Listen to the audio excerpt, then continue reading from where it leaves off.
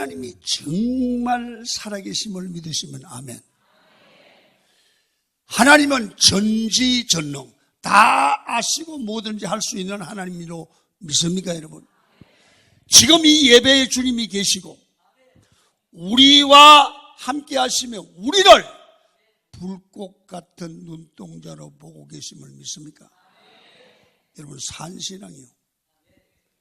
이 사람은요, 이게 네요. 첫째, 하나님은 우리의 필요를 알고 공급해 주시는 하나님이에요. 이 사람은요, 문제가 있으면 걱정 안 해요. 하나님, 기도하면 거기 이루어지는 거예요. 두 번째, 이 사람은요, 인생이 어떤 어려움이 있어도 걱정하지 않아요. 왜냐하면 하나님은 우리의 길이 되시고 진리가 되시고 생명이 되신 줄 믿고 기도하면 우리가 어떻게 해야 될지 가르쳐 주세요. 가르쳐 주세요. 그래서 염려하지 않고 기도하죠. 그렇게 응답을 받는 분들이 여기도 있어요. 그렇게 응답받고 사는 사람이에요. 그리고 우리가 하나님은 살아계시기 때문에 우리의 신앙을 고쳐주고 우리의 정신 상태를 고쳐주시고 우리 삶을 고쳐주시고 우리의 육체를 고쳐주시는 하나님. 이 사람은요, 삶 속에 하나님의 역사를 늘 경험하고 살죠. 그러나 그러지 않은 분도 많아요. 그래서 오늘 마가복음 2장은요, 예수님 자신이 하나님이심을 가르쳐줘요. 그리고 그걸 그렇게 믿어야 된다는 거죠. 그럴 때 신앙 삶의 기적이 나타난다는 거예요. 잘 보여? 자, 성경을 읽기로 해요. 마가복음 12장 36절입니다. 시작. 다윗이 성령에 감동되어 주께서 내 주께 이르시되 내가 내 원수를 내 발 아래에 둘 때까지 내 우편에 앉았으라 하셨도다 하였느니라. 여러분, 오늘 36절과 37절에서 시편 110편에 있는 다윗이 한 고백을 여기 또 주님이 재론하면서 이런 얘기예요. 다윗이 그리스도를 주라했다. 그런 겁니다. 자, 다윗의 후손을 통해서 예수 메시아가 태어날 것을 미리 알고 다윗이 그 메시아를 주라했다. 잘 봐요. 어떻게 자기 후손을 주라고 하느냐? 말이 되지 않지 않냐? 여러분, 오늘 이게 성경의 딜레마예요. 우리 인간적 생각으로 하면 이해가 안 되는 말이에요. 여러분, 옛날에 할아버지가 많은 후손 보고 주님 그랬단 말이에요. 말 돼요? 그래서 성경을 이걸 뭐라고 하느냐면 예수님이, 다윗이 주라고는 예수님이 하나님이 되심을 말하는 거다. 예수님이 동정녀 탄생을 했기 때문에 하나님이 인간의 몸을 입고 오셨다, 그 말이에요. 자, 이걸 설명을 하려고 그러는 거예요. 여러분, 오늘 36절에 보면 다윗이 이렇게 말해요. 성령에 감동되어. 성령 얘기 나오죠. 그 밑에 보면 친히 말하되 주께서, 먼저 주께서는 뭐냐 하면 성부 하나님. 그 다음에 두 번째 보면 내 주께는, 그 말은 성자 하나님을 말해요. 그러니까 오늘 36절에서 삼위일체 하나님을 다 말씀을 하는데요. 이런 결론이에요. 예수님이 하나님이다. 예수님이 하나님이다. 다시 말하면 예수님은 100% 인간이고 동시에 100% 하나님 되심을 강조하는 거예요. 여러분, 이상하지 않습니까? 성경이 이런 말을 합니까? 예수님은 100% 하나님이고 100% 인간이다. 이게 안 되면, 이게 안 믿어지면 기독교는 무너지는 겁니다. 잘 봐요. 가이사랴 빌립보 지방에서 제자들과 예수님이 대화를 나눌 때도 예수님께서 제자들에게 묻습니다. 얘들아, 사람들이 나를 누구라 하느냐? 베드로가 주는 그리스도시요 살아계신 하나님입니다. 네가 참 복이 있다. 그런 신앙 고백을 할 수 있으니, 그걸 믿을 수 있으니. 자 이제 설명을 합니다. 예수님이 100% 인간이자 100% 하나님이라는 것은 인간의 문제점이 있는 거야. 뭐냐 하면 하나님의 형상을 따라 지음을 받은 인간이 범죄했어요. 그래서 사망에 이르게 됐어요. 하나님은 하나님이 세운 법을 반드시 이루어야 돼요.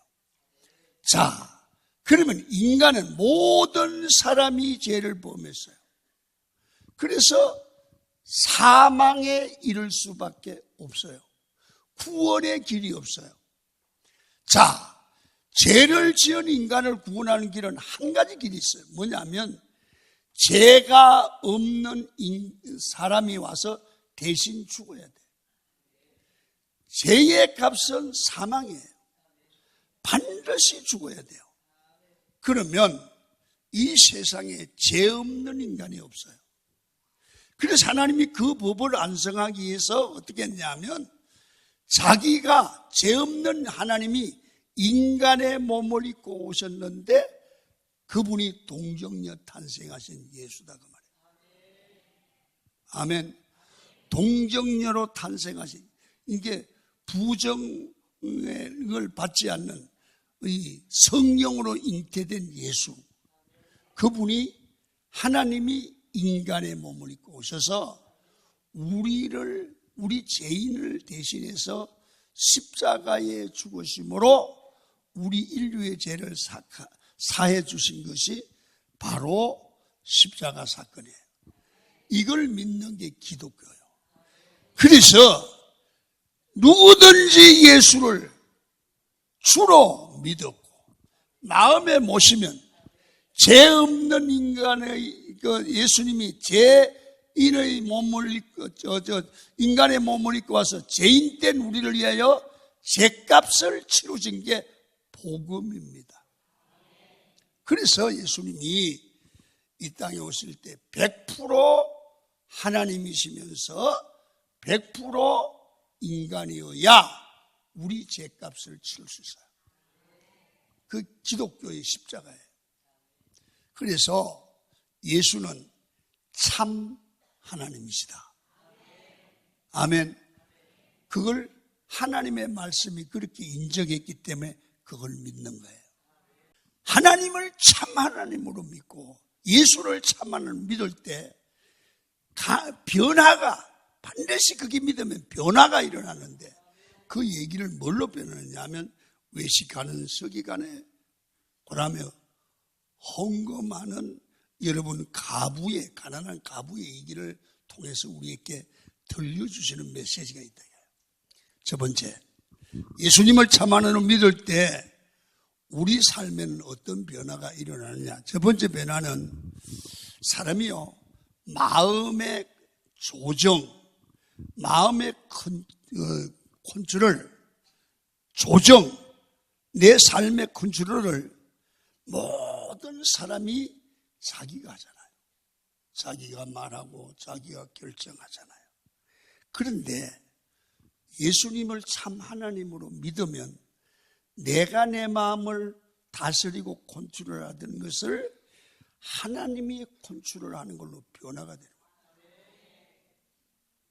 교회 안에는요, 같은 교인들 중에도 내가 내 마음대로 사는 사람이 있고 내가 내 마음대로 안 살고 내 안에 계신 성령님이 마음을 다스려가는 유형으로 갈라져요. 잘 봐요. 이게 이제 초신자 때부터 신앙이 성장하고 은혜를 받고 그러면 어느 날부터 내가 내 마음을 다스리는 게 아니고 성령 하나님이 나를 다스리는 거예요. 이때부터 능력이 나타나죠. 하나님을 믿으면 그렇게 돼요. 자, 오늘 가난한 가부를 얘기하는데 어떤 가부라고 그랬어요? 이름은 안 됐어요. 가난한 어떤 가부가 있었는데 헌금을 하는데 2렙돈을 헌금하더라 이거예요. 이 렙돈은 옛날 성에 센트라고 되어 있어요. 1센트, 2센트. 그렇다면 이것은 굉장히 작은 돈이에요. 그러니까 여러분 우리 개념으로 헌금이 돌아오는 거야. 그러니까 이렇게 주머니에다가 500원 혹은 100원 혹은 1000원 혹은 2000원 그냥 손에 집을 탁 넣고 아유 준비도 안 했는데 이렇게 아무 부담 없이 던지는 돈. 그 정도의 돈이에요. 자, 성경을 봅니다. 43절과 44절입니다. 시작. 제자들을 불러다가 이르시되 내가 진실로 너희에게 이르노니 이 가난한 가부는 헌금함에 넣는 모든 사람보다 많이 넣었도다. 그들은 다 그 풍족한 중에서 넣었거니와 이 가부는 그 가난한 중에서 자기 모든 소유 곧 생활비 전부를 넣었느니라. 우리 주님이 칭찬을 한 거야. 이 조그만 돈을 넣었는데. 자, 여기서 발견되는 게 뭐냐 하면 본문이 가르치는 게 하나님께서는 액수를 보시는 게 아니라 헌금의 액수를 얼마 넣느냐를 세는 게 아니라 그의 정신과 마음을 보신다. 그럼 오늘 여기 단어가 2단어가 나와요. 풍족이라는 말과 전부라는 말. 풍족이라는 말과 풍족히 드렸다, 전부 드렸다. 자, 이 말은 우리가 있는 걸 다 드려야 된다는 메시지는 아니에요. 무슨 얘기냐 하면 여러분 풍족은 내 삶의 컨트롤 아래에 다스리고 살아가는데 지장이 없을 정도로 드리는 거예요. 그러니까 헌금을 하는데 내 마음의 결정을 누가 해요? 내가 하잖아요. 그래서 내 삶에 지장이 없을 정도로 헌금을 많든 적든 냈다. 이걸 풍족히 들었다. 내 깜냥으로 많이 들은다. 요건 말이고요. 이 전부 들었다는 데는 내 삶에 그 어려움을, 위험을 느낄 정도로 내게 있는 걸 전부 드렸다. 이게 가부거든요. 그래서 생활비 전체를 드렸다는 말로 되는데요. 내가 생활비 전부를 드리면 나머지를 하나님이 책임질 줄 믿었다는 거예요. 이 가부의 모습인데요. 그래서 이런 얘기, 여러분 제가 오늘 이런 헌금 얘기를 해서 미안한데요. 그래서 우리가 하나님 앞에 헌금을 하는데 헌금을 어떻게 드리는 것이 바로 드리는가를 알 필요가 있어요. 아멘. 그래서 이런 말이 있어요. 헌금에는 피가 흘려야 된다. 희생이 흘려야 된다. 그런 말이에요. 자, 그러면 헌금은 어느 정도 들어야 되느냐? 이러면 돼요. 돈을 딱 넣으면서 조금 아깝다. 이걸 느끼면 돼요. 아멘. 아이고 조금 아까워. 자, 부자가 헌금함이 들어올 때 얼른 주머니 넣어가지고 1000원 드리고 아무 부담 없어. 10,000원 드리고 아무 부담 없어. 이건 헌금이 아니야. 자, 봐요. 며느리한테 눈치코치 봐가면서 5,000원, 2,000원, 3,000원 이 용돈 받은 할매가 1,000원을 드릴 때 부담을 느껴. 이건 헌금이야. 아멘. 이리 봐요. 할머니가 1,000원을 잊어버렸어. 아유, 내 1,000원 어디 갔대야? 찾으면 이건 헌금이야. 근데 부자가 1,000원은 아니 냈어. 그냥 10,000원 냈어. 이건 헌금 아니야. 아멘. 무슨 얘기냐? 마음이 가야 된다는 거예요. 두 번째는요. 사람이요. 하나님 앞에나 사람 앞에 위장하지 말고 진실해지고, 연약하면 연약한 대로, 부족하면 부족한 대로 내가 정직하게 진실하게 살아갈 줄 아는 사람이 하나님을 믿는 사람이야. 연약함을 드러낼 줄 아는 거야. 오늘 성경에 서기관들의 얘기예요. 자, 오늘 본문의 서기관들은 절대로 자신의 진실을 드러내지거나 약함을 드러내지 않고 잘 믿는 채 강한 척 하는 거예요. 이게 위선자예요. 우리는 그렇게 살지 않습니까? 여러분 잘 봐요. 38절 40절을 읽어요. 시작. 예, 여기에 보면요, 서기관들의 특성을 얘기합니다. 그게 뭐냐면 있는 척 한다는 거예요. 한마디로 잘 믿는 척, 멋진 척, 강한 척, 심지어는 외식으로 길게 기도하면서 능력 있는 척한다. 그러면서 경건한 척, 영성이 있는 척, 믿음 있는 척, 거룩한 척한다. 그게 무엇이냐? 없는데, 믿음은 없는데 곁으로 있는 척하는 게 서기관이다. 왜? 살아계신 하나님에 대한 믿음이 없기 때문에, 하나님을 두려워할 줄 모르기 때문에 자기 포장을 한다는 거죠. 여러분, 우리 삶에 잘 믿는 척하는 부분은 없을까요? 실제는 안 그런데 거룩한 척하지 않나요? 문제가 있는데 문제 없는 척하지 않나요? 사실 보면 우리 삶 속에 문제가 있잖아요. 그거를 포장하고 산다는 말이에요. 이건 살아계신 하나님을 진짜 믿는 거 아닐 수 있죠, 이 말이에요. 여러분, 서기관들은 하나님 앞에 진실하지 못하고 항상 척하다가 평생을 그 위선된 신앙이 치료받지 못하고 인생을 끝냈다. 여러분, 이런 얘기로 이렇게 발전해 가면 바로 이게 우리의 얘기가 될 수도 있거든요. 여러분, 예수님은 서기관과 바리새인들을 싫어했습니다. 왜요? 가면을 쓰고 있다는 거예요. 가면을 벗어야 되는데 가면을 쓰고 있는 거예요. 그런데 세리들과 창기를 사랑했습니다. 왜 사랑했을까요? 가난했어요? 아니에요. 그들은 가면을 벗었어요. 진실했어요. 자기의 부족한 부분을 드러낼 줄 알았어요. 왜 연약함을 드러냅니까? 하나님을 살아계신 하나님으로 믿으니까. 사람 앞에 위장하는 게 아니라 하나님 앞에 위장할 수 없는 거예요. 사람 앞에는 인정해도. 그래서 드러내는 거예요. 그래서 주님은 이 사람을 사랑하는 거예요.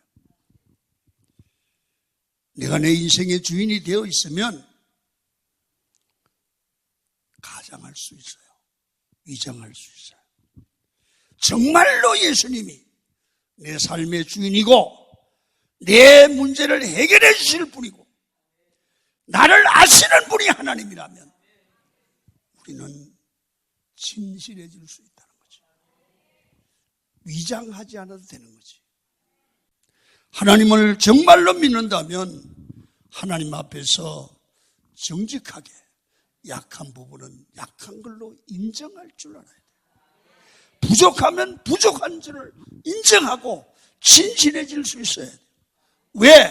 나머지는 하나님이 책임지기 때문에. 그게 믿음이야. 그래서 나의 독특함을 드러낼 수 있어야 돼요. 마지막 하나. 여러분, 하나님을 바로 믿으면 시험도, 강야도, 어려움도 겁내지 않아. 두렵지 않아. 왜? 하나님이 함께 하니까. 하나님이 능력 주시니까. 그냥 부딪히면 하나님이 길을 열어주셔 해결을 해 주실 줄로 믿습니다. 여러분, 우리는 하나님이 우리에게 살아가는 방향을 가르쳐 주는데 세상 사람들은 다 우리를 여러분 편하고 잘 되는 길만 찾아가기를 원하잖아요. 봐요. 우리 예수 믿는 사람은 진짜 하나님을 믿으면 편한 게 아니라 하나님의 뜻이 중요해요. 할렐루야. 편하면요 타락해요. 편하면 썩어요. 그래서 예수님은 이렇게 말해요. 너는 편하기를 좋아하지만 너는 버려라. 하나님은 떠나라 그래요. 창세기 12장 1절 봐요. 시작.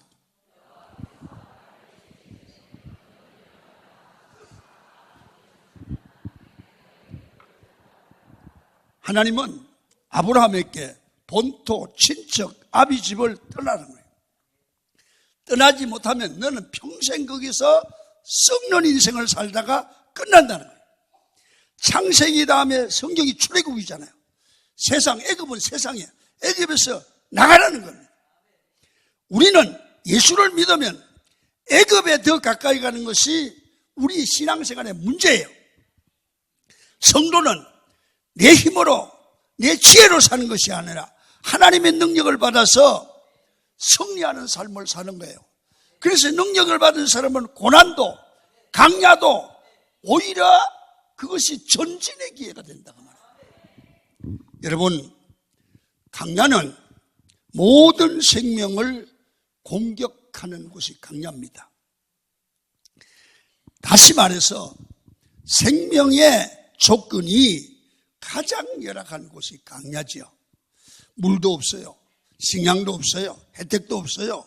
생명을 유지할 수 있는 여건을 다 잃은 게 강야예요. 강야가 이렇게 힘이 드는데 이상한 건 하나님은 강야로 몰아가요. 강야를 통과하면 생명력 있는 사람이 되고 믿음이 됩니다. 그 이상이에요. 그래서 옛날부터 모든 종교의 출발이 강야라고 그러잖아요. 우리는 예수의 생명과 능력으로 충만해서 어떤 강야를 만나도 생명으로 이끌어가고 영적으로 성장해서 결국은 강야를 축복으로 만드는 여러분이 되기를 축원합니다.